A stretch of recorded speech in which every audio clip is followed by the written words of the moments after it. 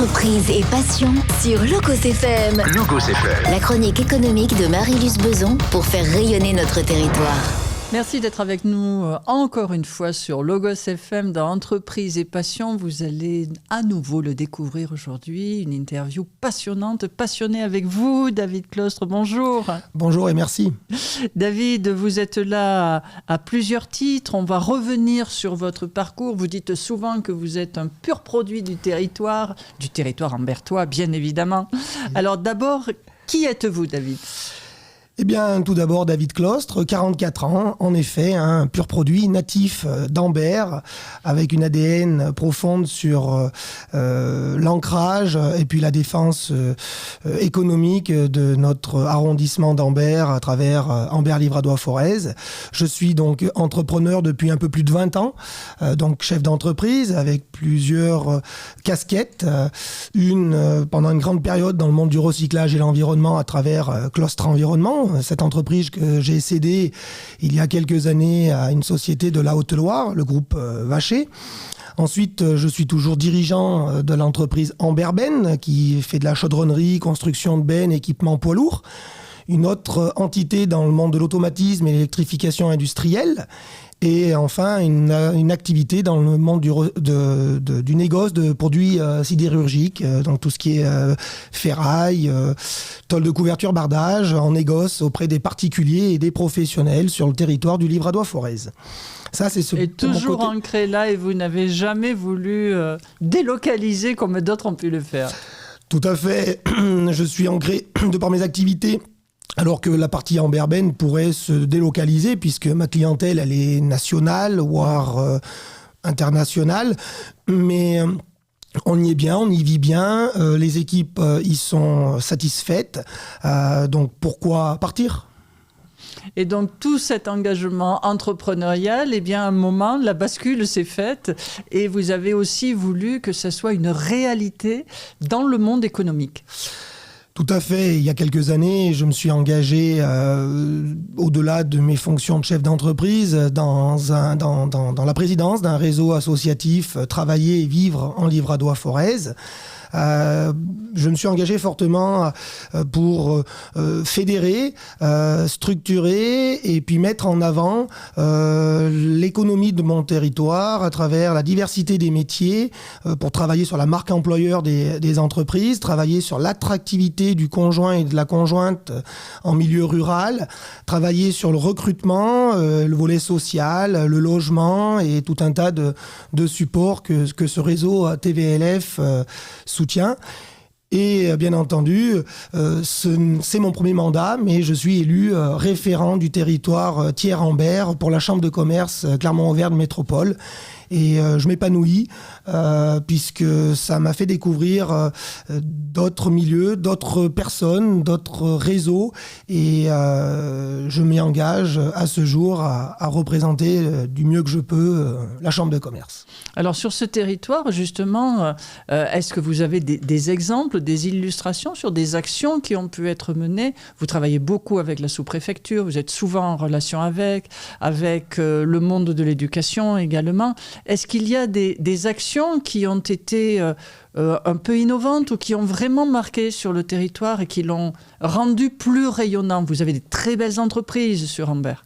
Alors sur Ambert, en effet, comme sur Thiers, il y a de très grandes entreprises familiales, dirais-je, qui sont des fleurons à l'échelle nationale voire même internationale, pour pas citer sur le territoire d'Ambert le milieu de la tresse et du câble, le milieu de la transformation du bois aujourd'hui aussi, oui, qui est un secteur hyper important, qui génère beaucoup d'emplois. Le pharmaceutique, avec EuroAPI, et puis le milieu du carton et de l'emballage. En effet, on a pu organiser et mettre en avant avec les services de l'État et de l'Éducation nationale à travers le CLÉ, le comité local école entreprise, des opérations sur Ambert comme sur Thiers, qui promouvoient le milieu de l'industrie vers les plus jeunes, pour essayer de faire tomber les clichés de l'industrie sale, si je puis me permettre. Donc du coup, c'est des choses qui sont en relation avec les services de l'État, le réseau d'entreprise et la chambre de commerce, parce que la chambre de commerce, par exemple, on organise des morning créa qui permettent d'accompagner et de transmettre ou de créer des entreprises. Et puis des découvertes, vous parlez du monde de l'éducation, effectivement des visites d'entreprise dans le cadre de ces journées de découverte qui sont souvent des vraies révélations pour ces jeunes. En effet, lors de la semaine de l'industrie, chaque année, il y a des opérations qui sont menées sur Thiers comme sur Ambert, où on s'organise pour mettre en avant le milieu de l'industrie et des entreprises auprès des jeunes ou même des citoyens et des habitants qui parfois ne connaissent pas du tout la richesse de leur tissu économique de proximité et jurent toujours par un autre lieu, un autre territoire en pensant que l'herbe est plus verte à côté. Mais ça, c'est dans toute la France. Ce n'est pas que sur Ambert qu'on peut le trouver. Pas que lié au Livradois-Forez. Alors, cet engagement consulaire, premier mandat, effectivement, mandat qui s'est un peu éternisé, va-t-on dire, avec ce décalage d'élections qui va encore se poursuivre un petit peu. Cet engagement pour cette démarche économique, qu'est-ce qui vous y a amené et qu'est-ce qui vous porte aujourd'hui dans cette action ? Eh bien, qu'est-ce qui m'y a amené ? C'est, comme on dit, les petites rivières font les grands fleuves. Petit à petit, j'ai mis le doigt dans l'engrenage. J'ai commencé par être présent sur certaines réunions, invité à l'époque par la Chambre de commerce ou organisé par la Chambre de commerce. Je suis à la CPME, donc du coup la CPME m'a orienté ou m'a fait découvrir des choses qui font que je me suis positionné à la Chambre de commerce lors de la dernière mandature. Le président Claude Barbin était venu à ma rencontre pour préparer ces fameuses élections et j'ai dit oui et puis je me suis engagé au fil de l'eau à représenter la présidence de la délégation Thiers-Ambert, qui ne s'appelle plus présidence de délégation, mais plutôt référent d'un territoire. Et j'ai répondu présent à chaque sollicitation que la Chambre de commerce a pu me soumettre pour faire de la représentation, pour des dossiers d'inauguration, pour porter des réunions ou défendre la voix des entreprises en territoire rural. Justement, qu'est-ce qu'elles vous font remonter, ces entreprises, comme revendication ? Alors, peut-être est-ce un grand mot, mais au moins comme demande, va-t-on dire ? Aujourd'hui, les entreprises, en fonction de la taille des entreprises, la problématique n'est pas la même.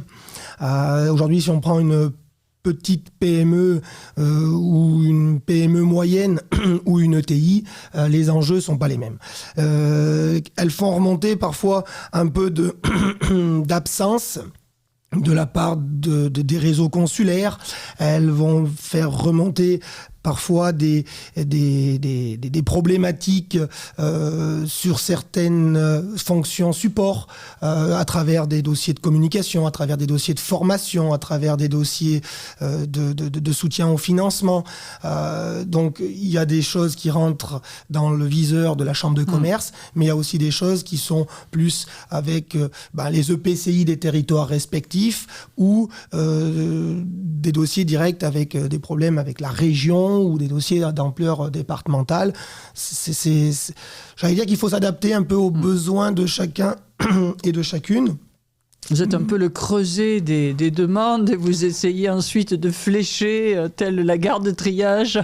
Voilà, je suis un petit peu la porte d'entrée sur plusieurs dossiers qui vont aller du petit commerce de proximité à la grande entreprise qui va me demander un renseignement pour avoir un contact ou avoir un soutien ou de parler d'un dossier en bureau, de chambre. Mais c'est vrai que c'est très aléatoire. Et dans cette démarche, il y a forcément l'événement phare de ce territoire Thiers-Ambert, puisque c'est bien sur cette partie est du département que vous œuvrez, avec cet événement qui est Coutelia, 35e édition cette année, initiée par la CCI de Thiers à l'époque, nos glorieux pères qui avaient eu, à la suite de la Jeune Chambre économique, l'inspiration de poursuivre cet événement qui était, j'imagine, un peu utopique à l'époque, certainement. Alors aujourd'hui, vous en êtes là aussi le référent. Qu'est-ce que ça représente Coutelia pour un territoire comme celui-là ? Bien, vous avez bien résumé la situation et bien engagé le sujet de Coutelia. Qu'est-ce que ça représente ? Eh bien déjà, la Chambre de commerce, comme vous l'avez évoqué, travaille depuis de nombreuses années. C'est une grande histoire avec le bassin thiernois et les entreprises. Donc c'est de longue date que la CCI est implantée sur le bassin, j'allais dire, entrepreneurial et industriel de Thiers. Le partenariat aujourd'hui au niveau de Coutelia, c'est pas seulement la CCI, c'est aussi les institutionnels, à savoir la commune avec la ville de Thiers et la communauté de communes avec Thiers-Doré-Montagne. Et l'objectif de ces trois organismes, c'est de défendre et de promouvoir et de mettre en avant l'économie du bassin thiernois. Coutelia aujourd'hui, c'est hyper important parce que elle constitue un rôle essentiel dans la promotion des filières de formation. Pas seulement dans le milieu que de la coutellerie, mais dans tout ce qui tourne autour de la transformation des aciers et de la matière. Et elle promouvoit surtout ces dossiers-là auprès des jeunes du bassin et de l'arrondissement, mais aussi au niveau des personnes qui sont en reconversion. Il y a des personnes qui se trouvent intéressées par le milieu de la coutellerie, et à travers cet événement, ça peut donner des idées. Alors Thiers, 600 ans d'histoire autour de la coutellerie, autour de la transformation de l'acier. Et cette dimension aujourd'hui, qui est une vraie bascule depuis quelques dizaines d'années, qui est une notoriété internationale, Coutelia y contribue pleinement ? Alors, en effet, Coutelia, vous l'avez évoqué, 35e édition, festival, je veux dire, c'est un salon incontournable pour les entreprises de Thiers et de l'écosystème thiernois. Parce que, par exemple, dans le développement et dans les organisations actuelles, il y a un accompagnement qui se développe avec, par exemple, Job Knife Challenge, qui est une entreprise partenaire, mais il y a aussi BMJ, Coutellerie Chambriard, Eurotechnique, entreprise Hirsch, Jolivet Mécanique, Rodier, SPAP, Souci, j'espère ne pas en oublier, qui accompagnent l'événement sur le week-end et qui font que ces entreprises-là innovent, mettent en avant. On connaît le Salon du Damas, on connaît tout un tas de dossiers qui se développent et qui promouvoient le métier et qui permettent de donner une réelle dynamique. Coutelia, c'est aussi un écosystème temporaire qui met en avant plusieurs secteurs d'activité. En l'occurrence, bien sûr, la ville et sa communauté de communes, mais aussi toutes les entreprises et bon nombre de professionnels sur le temps d'un week-end. Et ça, c'est très important. Oui, on s'en rend compte chaque année, il y a cette dimension de capillarité qui inonde le territoire, puisque les visiteurs, certes, viennent souvent des passionnés, souvent des collectionneurs, viennent pour trouver le couteau de leur rêve, mais vont aussi aller à la rencontre de tous ces ateliers sur le territoire. Comment vous le percevez, ça ? Là, c'est quelque chose d'un petit peu différent. C'est une mise en avant particulière.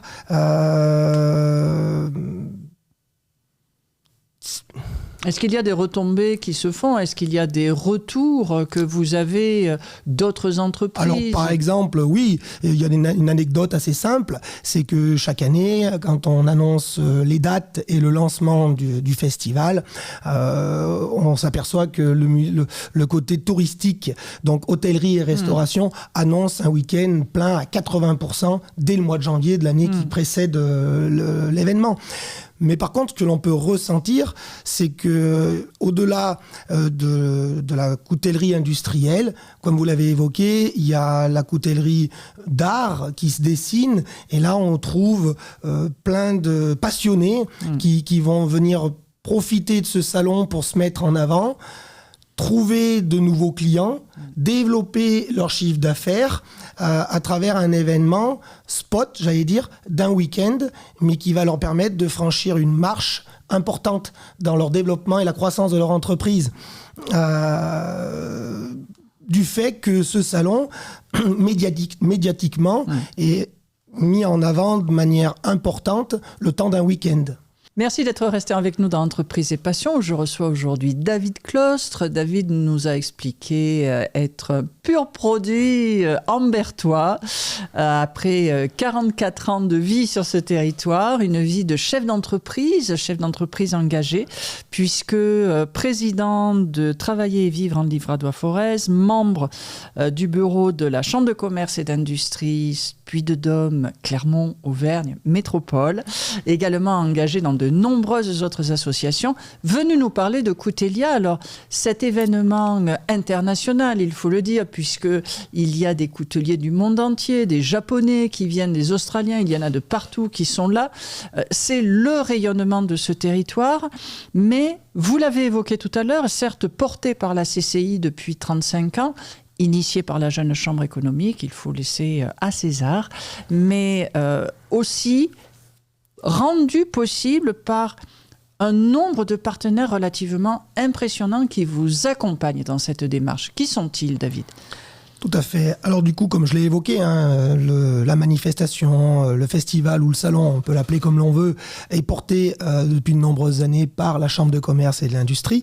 Mais comme je l'ai évoqué aussi tout à l'heure, en partenariat avec la ville de Thiers et le territoire de la communauté de communes Thiers-Doré-Montagne, s'ajoute bien entendu le soutien du département. De manière historique et de la région Auvergne-Rhône-Alpes.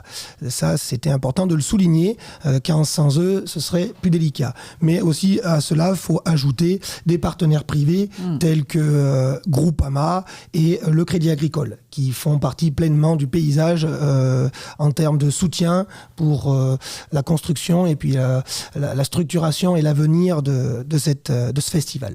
Alors de ce festival, comme beaucoup d'autres sur ce territoire, les structures que vous venez de citer sont très impliquées dans des tas d'autres événements. Et entre autres, ce festival Coutelia, même si on déborde un petit peu, mais on est là pour parler de Thiers et d'Ambert, donc allons-y. C'est vraiment une ouverture sur une saison qui va encore être extraordinaire.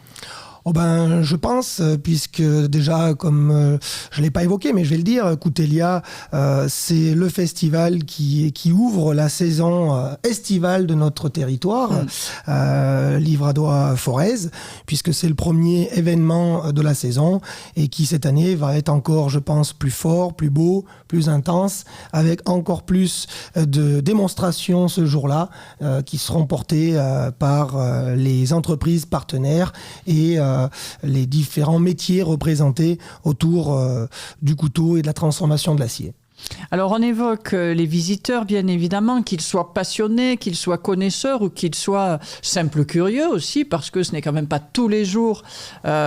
Autant il y a presque un siècle, il y avait une forge dans tous les villages. Aujourd'hui, c'est quand même un petit peu plus compliqué de comprendre comment on travaille l'acier, comment on forge, comment on allume simplement une forge. Mais il y a aussi cette transmission familiale que porte Coutelia. Alors, comment est-ce que là, c'est un élément aussi de construction du territoire ? Eh bien, c'est un élément de construction pour la simple et bonne raison que, comme vous l'avez évoqué, les forges, c'est comme dans les campagnes, il y a eu un peu d'exode et les choses se sont concentrées et ont disparu.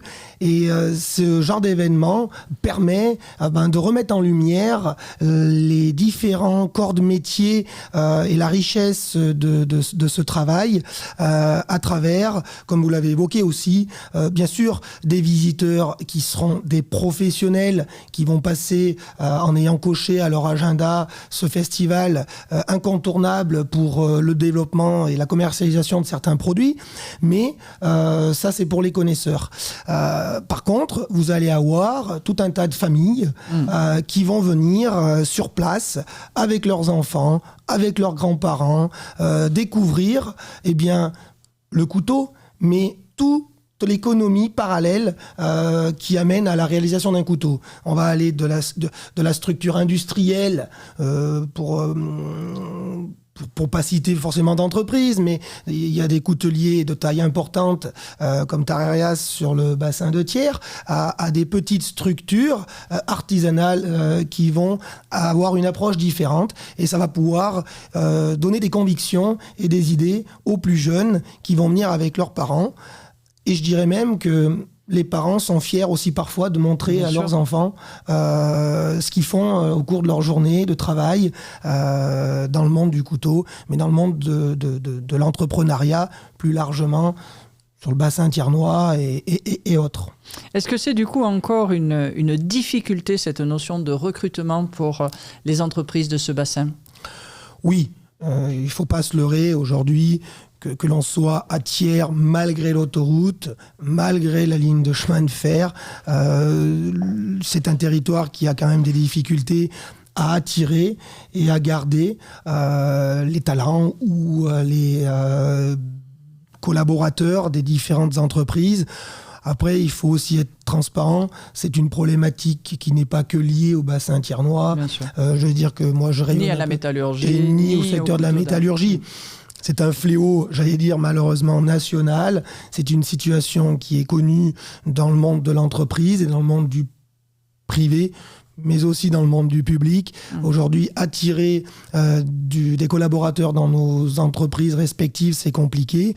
Mais en l'occurrence, sur Thiers, la mise en avant à travers le salon de Coutelia, mais à travers d'autres opérations qui sont portées par Thiers, avec différents secteurs d'activité tout au long de l'année, permettent de mettre en lumière le milieu de la métallurgie, le milieu de l'industrie coutelière, artisanale et tous les secteurs.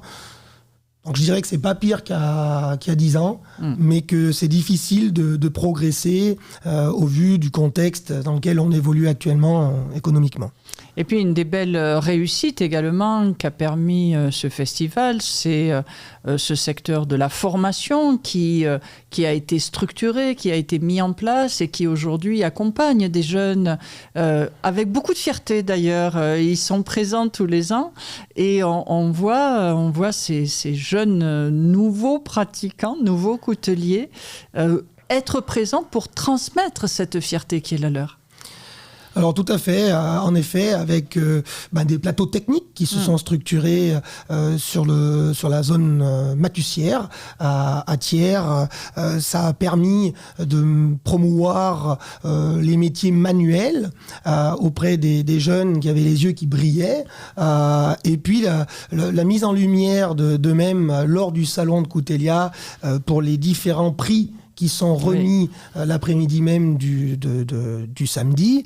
Ça permet de challenger et de donner un peu plus d'envie à ces jeunes, ou ces moins jeunes éventuellement, de se lancer dans cette aventure. Alors Coutelia, 16 et 17 mai 2026 à Thiers, un incontournable, que vous soyez des passionnés des couteaux ou non. Ce beau geste, cette belle réalisation, elle est là. Merci David Clostre d'être venu nous parler de ce beau festival porté par la Chambre de commerce et d'industrie du Puy-de-Dôme, et à très bientôt dans Entreprise et Passion. C'était Entreprise et Passion sur Locos FM, la chronique économique de Marie-Luce Beson pour faire rayonner notre territoire.